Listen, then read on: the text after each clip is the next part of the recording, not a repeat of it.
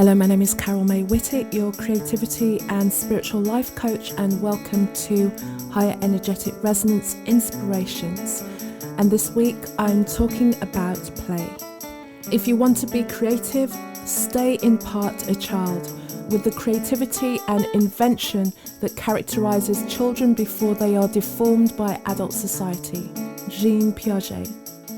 And before going into this episode, if you haven't already, use the link in the show notes to sign up for the Her Inspirations mailing list. You'll get all the information and all the content from the podcast and additional points for you to consider on your own journey. And also the next Creative Confidence Masterclass will take place on Wednesday, the 9th of October. So make a note of that in your diary. Use the link in the show notes to get on the list and you'll receive all the relevant reminders. From Carl Jung, the creation of something new is not accomplished by the intellect, but by the play instinct. A question to you today: when was the last time you played? When was the last time that you had fun? When was the last time you pretended about something? When was the last time you put something into motion? When was the last time you simply pretended? Has your life become too serious? Have you convinced yourself that being an adult and getting things done means to be rigid and unsmiling? The children who truly understand play are the children in our world, and thank goodness that they're still around us, reminding us what play is and the importance of play. They learn and discover through play. They experiment through play. They socialize through play. They use play to self-soothe and distract themselves through play. They use play to burn energy. They are joyful in their play. And when it comes to adults, when are we doing those things? We fail to remember any of those things, and we even consider them to be a waste of time and that real life should be dealt with in other ways. So I ask another question: how exactly is that working out for us? If you consider the verbs above, so learn, discover, experiment, socialize, soothe, distract, use energy, be joyful, and all the other actions that come to mind when you think of play. If we first apply those and think about how we could play when it comes to our spirituality, how can we bring play into our spirituality? How can we play and learn? How can we play and discover in our spirituality? In what areas in our spirituality can we experiment? Can we look at the practices that we have and tweak them to ways that will work for us? Many times in spirituality, things become so staid and so dogmatic that we feel we have to do a practice in a specific way, but maybe that prescribed way just doesn't fit into our lives. And oftentimes when it comes to spirituality, because we feel that we should be doing something one way, that to not do it the way that we've been told to or read about it means that we can't get benefit from it. But the idea that I always like to bring to my clients is you're creating your own spiritual philosophy. Yes, you can go out and get inspiration and tools for other people, but allow this to be something that you can tailor to your life. How are you using your spirituality to socialize? Are you using it to connect to other people? Are you using it to learn about other people? How are you using your spirituality to soothe yourself? Can you use it to bring balm to the pain that you inevitably will encounter in this life? And also as you go deeper into your healing, can you play with that? Can you allow yourself to be light when you're soothing yourself? Are you using play to distract yourself? And by distract, I'm not meaning to distract us from the things and the responsibility that we have. But oftentimes we get caught in the quagmire, the deep and the darkness in our life, or in the heaviness that we encounter in our own spirituality. How can we use our spiritual practices to bring us out, to remind us that there is a lightness? If there is a darkness, there is a lightness.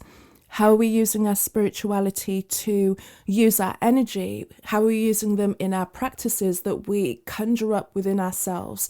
What can we do with the energy that we find within ourselves spiritually? How can we play with that? And in our spirituality, can we play and be joyful?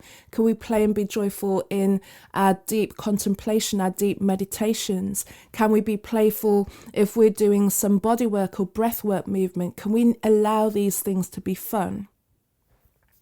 And then also when we apply those verbs to our creativity, the way that we play with our creativity, can we play and learn in our creativity as well? Can we play and discover? Can we play and experiment? How can we use our creativity to be social? How can we use our creativity to soothe ourselves and yet soothe others? And with the connection between our spirituality and our creativity, once we start to be aware of the depths of ourselves as a spiritual being and we have more areas to pull on, that then informs what we're able to bring confidently into our creativity. So can we then, if we've found that ability to be more social in our spirituality, can we bring that awareness and that knowing of how to be social in the way that we are creative, in the way that we make our work accessible? And that's not to say that our work is for everybody, but if you imbue the work that you do with the full open-heartedness of being a social person, even if you're an introvert, those who can see it, those who resonate with it, recognize the message and the energy of playfulness that you're exuding from your work, from the way that you show up in the world. How can the playfulness in your creativity be a distraction? Can you using your creativity for distraction be a way to pour that energy playfully into the work that you're doing? Can you use it to be joyful? Can you use your creativity to use your energy? How can you playfully use your energy in your creativity? When it comes to play opens so much for us. Play is always fun. Play is always about freedom. Play is allowing ourselves to break out, being bounded by the restrictions that we've pulled ourselves into by believing that these are the things to do, but this contraction is not helping us. If you just think of something very simple, when you want to playfully engage with someone, if you're sitting next to a friend and they just look a little bit serious, sometimes you just turn around to them and you smile or make a playful face just because you want to bring that joy to them. Can you see how even just spots, micro moments of play can make such a big difference in the world?